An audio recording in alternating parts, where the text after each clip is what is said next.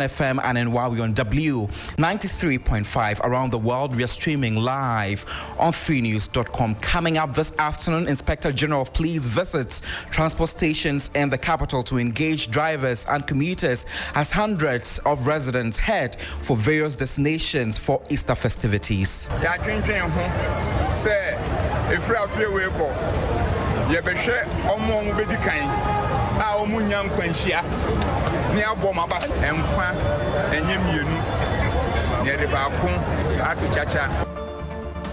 We hear more as the IGP urges responsible driving to reduce road carnages. Meanwhile, the police has deployed 1,200 personnel to Kwewu Enclave to provide security to residents and revelers during Easter festivities. Also in the bulletin, severe rainstorm hits Pusiga in the Upper East region, causing devastation to several properties, including school infrastructure. Our students vacated for Saturday, 1st April. That is just a divine intervention. If not, we would have had casualties because the level of the destruction and the speed with which the wind came could have caused anything. NADMO has begun assessing the situation. We will hear live from them shortly. And in politics, Appeals Committee of Opposition NDC to begin sitting next week. Details of these and some other stories coming your way shortly. Please do stay with us.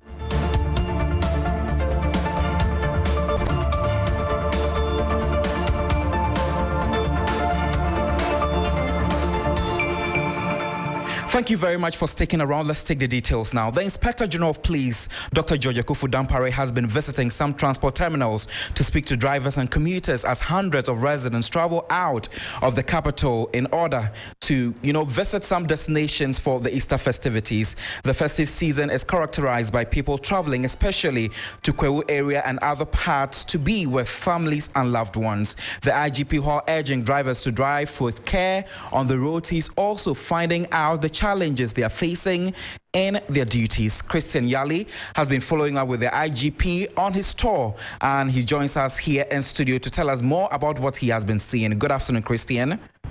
Good afternoon.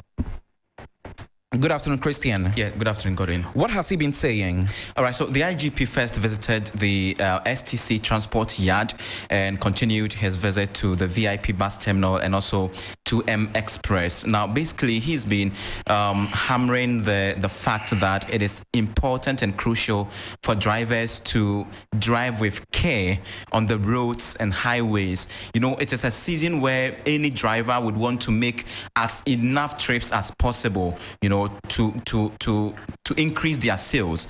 But he's urging them to be careful while doing this because life is important. And as such, even as they try to increase their sales and even as they get higher patronage, they should ensure that there is a balance. They should ensure safety and ensure that passengers and commuters are safe so that we do not record deaths on the road and all of that. One thing that he added that is significant is the fact that from this year onwards, the police administration is going to monitor the transport service and award drivers who do not record accident, especially during festive season. He has been speaking to us.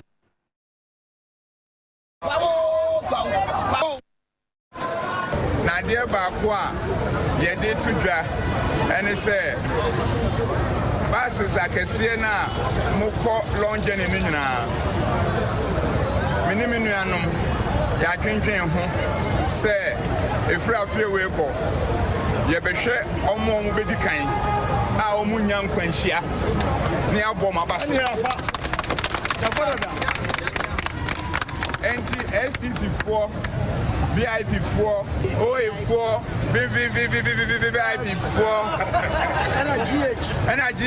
GH4, Omuninara, Yanemu Disankita Hoy, Yebede and Shisheno Betuja, Na Afinukudina Yeno, Na Yafre Omumudi Kain, Nea Boma Basu, our police headquarters as a home.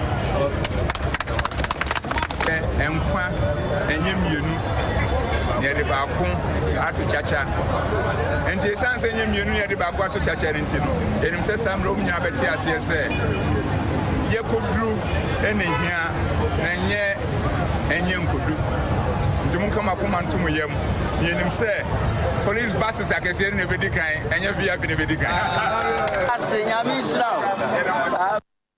That's the Inspector General of Police, Dr. George Akufu Dampare, advising drivers to take care whilst driving on the roads. But Christian is still here with me. Can you tell us when next the IGP will be visiting and what has the drivers been saying? All right, so the IGP is currently on his way to Kwewu. You know, that is the destination for the Easter festivities. So he is going there already. Like you mentioned earlier, there are a number of police personnel who have been deployed there, which will be bringing details to listeners shortly. But again, the drivers say they are raking in income. I mean, they are making big time cash in on this event because a lot of people are moving to their various destinations, and they say that there is high patronage, and however they have pledged to ensure safe driving on the highways. Absolutely. Let's take a look. Oh, I give me a call. I know that they are buti. I give me a call. Once I will curse you, say no. I am a person that's about. And Tomobas outside, you soon want me. Yawa Brasema or you soon want me. And then it's now 3 days of pen I come. They are saying, "Could you feel what they are about?" The chairman of my Mobema, a so Jojo. Oh, I can't so Jojo them, but you for crab have any class dada. Abachandi, and I am and Coco ready. Yeah, no, you permit to and I drive be and Waha or no massa. And I yell con young consama into your quaboko. Ah, at the other do. Now you go to me the cannibal come work with passengers. David. So, when you are, if you are weak, not drivers, a spin tire funny packet, weak in Wakabaku.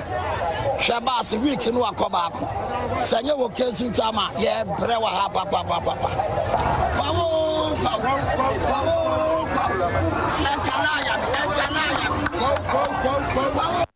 Well, earlier when we engaged Ashanti Regional Correspondent Ibrahim, who has been gauging the mood in the stations, he told us that people were not really coming in to, travel all the way to Kwewu. But it looks like we have quite a different story here in the capital because a number of people, are moving based on what we've heard. And you, Christian, you've also been monitoring, the happenings there.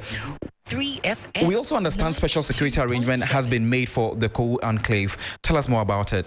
Yes, so our sources within the Eastern Regional Police Command have confirmed that the service under the leadership of Dr. George Akufu Dampare has deployed about 1,200 personnel to provide security before, during and after this year's Kwewu Easter festivity. So what we know right now is that the personnel were drawn from the headquarters in Accra and then the Ashanti Regional Command, and they are expected to provide both ground and air support to their counterpart from the Eastern Regional Command to minimize, reduce and possibly prevent crime during the entire festivity. So just to wrap up on that, the men, they are both in plain and ununiformed officers. Okay, so they are going to help, and then they are from the Police Form Unit, FPU, the Counter-Terrorism Unit, the Special Weapons and Tactical Unit, that is SWAT, CID, and MTTD. And they have been tasked to be of good moral character, uphold service with integrity, and also add human face to their services as they discharge them there.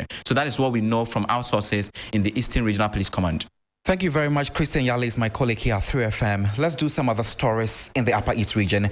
A severe rainstorm has devastated school infrastructure at the Bewa College of Education campus at Pusiga in the Upper East region. The Wednesday, April 5 rainstorm, which began at 5 p.m., lasted about 30 minutes, leaving its trial massive damage to the college and other buildings in the Pusiga township. The college's assembly hall, library, women's dormitory, fence wall, lectures, bungalows, and administration block were all affected. The incident has exposed teaching and learning materials at the college to the vagaries of the weather. Dr. Halidu Musa is principal of the Pusiga College of Education. Our students vacated on Saturday, 1st April. That is just a divine intervention. If not, we would have had casualties because 3FM the level of 92.7 and the speed we see the wind team could have caused anything to any student, and they would have been panicked. Even the rush to get out of the hall could have caused anything. The college has one main female hall, and that is the hall that has been ripped off totally. The mattresses and goods of students that they left in the halls have been wetted, and we had to do our best to see how much we could rescue out of that. Currently, in fact, I cannot tell you the amount of the destruction. So we have invited in AES, which will come to campus after the Easter break, somewhere Tuesday, to come and help us to assess. And between now and May 7th, if we do not get any serious intervention, the school will be in total state, because we have a female hostel that has given to contract since 2010 or 2011. The contractor has been on that building, till I came and met it, and we've tried everything to see how they could quicken up the pace of the contract and have it delivered to the school. If that is not done, then the school will have a lot to deal with. A rather unfortunate development there. Officials of the National Disasters Management Organization in Pusiga have since been assessing the situation, and we've been joined on phone by Emmanuel Awinimi. He is the NADMO director for Pusiga. Good afternoon, sir, and thank you for joining us. And good afternoon to your cherished listeners and viewers. What is the extent of damage? Thank you very much. The incident that occurred 2 days ago at around 6 p.m. actually affected parts of the Bewa College of Education and the community in which it's located. The school has been hit hard, and currently, as we speak, the girls' dormitory is totally ripped off. The school's auditorium is totally ripped off. The administration was affected badly. The 3 teacher bungalows were affected. The library is also affected. And as it is now, we have been able, the school has been able to work on the school administration and the one of the teachers' bungalows. Okay. The rest of the structures, as I've just mentioned, that is the girls' dormitory, the auditorium, is damaged beyond what the school authorities or what we can do here. So we are therefore appealing to government and non-governmental organizations to come to our aid. Else, when schools reopened, we don't know where the students will be, especially the ladies, because the girls' dormitory block is the only girls' dormitory block in the school that houses all the girls. And when the incident happened, they were on holidays, and that is the fortunate part of it. If not, we would have recorded a lot of casualties. In that community or vicinity, we have recorded 2 casualties, but not in the school, but within the community in which the school is located. And currently, as I speak to you, yesterday, they were at the hospital receiving treatment. One has been discharged and one is still at the hospital. What has been the extent of damage? The extent of damage as we speak right now, we cannot quantify in terms of monetary, but it is so devastating.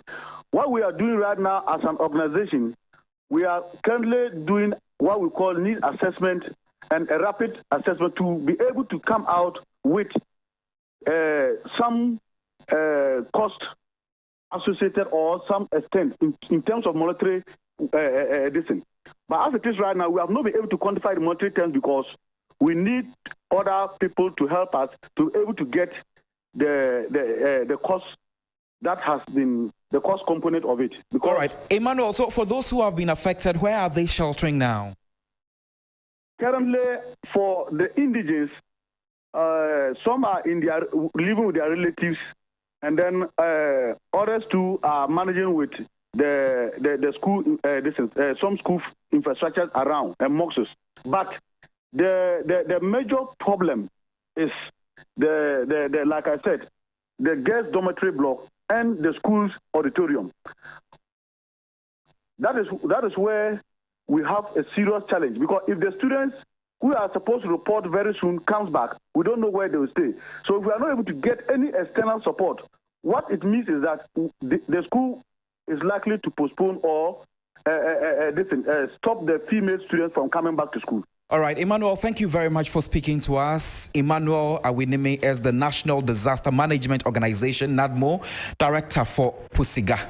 Away from that, let's turn attention to the largest opposition, NDC. The Appeals Committee of the Opposition National Democratic Congress, NDC, will begin sitting on Thursday, April 13, after completing the vetting of all parliamentary aspirants. The sitting will afford disqualified aspirants opportunity to petition the committee and have their issues resolved. A statement from a Deputy National Communications Director of the party, Godwin Asideba, explained that the committee will not start sitting till Thursday next week at the earliest. He explained that this is because of the Easter holidays, which start on Friday, April 7. The primaries are scheduled to be held on Saturday, May 13.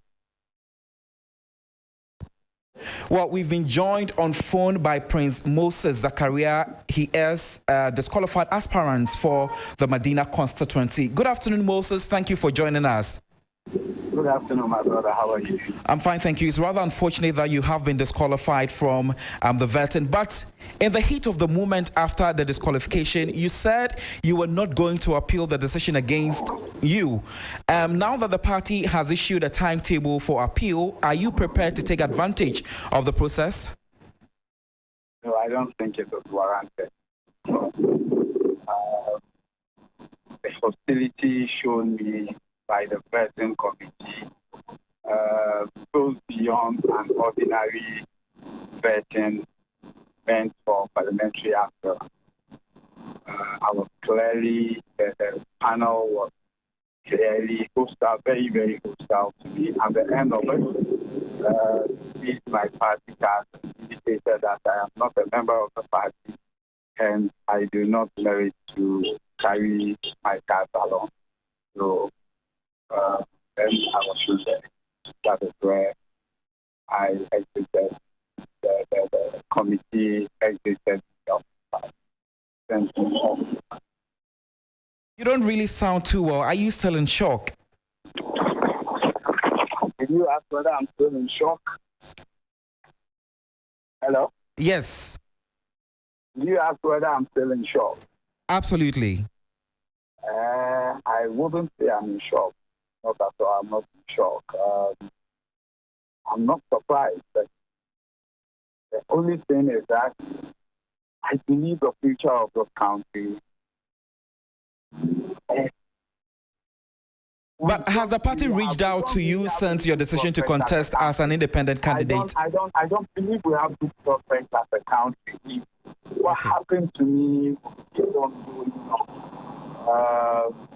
We certainly don't have good prospects because there was an orchestration and not an appropriate bet. It was an orchestration to get me off the race and not having me bet. But has the party reached out to you after your decision to contest as an independent candidate in 2024? Naturally, those who are close to me, who have been close with me, whom I've worked with or have reached out. Some who necessarily told me that I have reached out. There's a decision I have taken. I think I have to redeem the seat for my team. And those people of my All right, thank you very much. We have been speaking to Prince Moses Zakaria, who is a disqualified aspirant at the just ended vetting in the camp of the opposition NDC. Let's talk security issues now. Police are searching for 7 male suspects who have escaped from the cells at the Nkwanta South Divisional Police Station. The 8th fugitive, a 20-year-old female, Afu Denjuma, has however been arrested. Afu, before being picked up by police, allegedly drank some bleach in a suicide attempt. She has therefore been rushed to the Nkwanta South Municipal Hospital for treatment. Reports indicate that the incident occurred on Tuesday, April 4, at about 22 hours when a duty female police officer was in the process of locking the cells. The suspects allegedly rushed on her, overpowered her, and fled. When contacted, Deputy Commissioner of Police of the Division, Charles Domaban confirmed the incident but declined to give details. Well, the Ashanti Regional Office of the Electricity Company of Ghana, ECG, has disconnected power supply to the official residence of the Amansie South District Chief Executive at Manso Edubia. The exercise forms part of ECG's revenue mobilization drive to collect debts owned by customers. The residence of the Amansie South DCE, Clement Opoku, was among several private homes and public institutions disconnected on the debt recovery exercise. Also disconnected during the operation included some bungalows of the Amansie District Assembly, Office of the Immigration Service in the district, Ghana Education Service Office in the district, among others. Engineer David Bodi Asamoah is the Ashanti Regional Director of Electricity Company of Ghana, ECG. We've been to other institutions, the health facilities, and we've been to the customs, we've been to the immigration. We've disconnected many of them who failed to pay. And now we are before the DC's residence. When we came here, we have realized that the power supply to the place is an unauthorized service. Unauthorized means he never applied to ECG, but he used scantling. You can see that pool there is a scantling pool. He used the scantling through somebody's plot to draw service to his place. And at the time we got here, what prompted us most was that all the lights were on. Then we said that if the person is paying, why has he left everything on? But our investigation has shown that even the service to the place is unauthorized. So it's because of the illegality, that's why we are here. We didn't get access to the house because the place is under lock. So what we are going to do is that with what we have got, we'll be able to estimate his consumption and then be able to bill appropriately to recover what we have lost. Before we go, here's a recap of our headlines. Inspector General of Police visits transport stations in the capital to engage drivers and commuters as hundreds of residents head for various destinations for Easter festivities. Meanwhile, the police has deployed 1,200 personnel to Kwewu Enclave to provide security to residents